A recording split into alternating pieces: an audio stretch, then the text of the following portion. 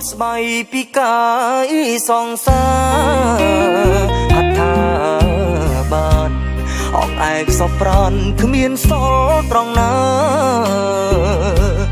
ក្លិនក្រមបងអោបថាបកែវជីវ៉ាព្រឺព្រួចទុនអស់កាយាស្នេហាដំបងសូដនមូលខ្លំលើដើមទ្រូងស្រីសាច់សោខ្ចីក្នុងទ្រូងញ័រភ័យព្រឹកព្រើនេត្រារូបអូនស្រងដងខ្លួនសំនឹងហត្ថាចង់កេងដូចទេពធីតាឲ្យចេតនាមើលគ្មានទងអ្វី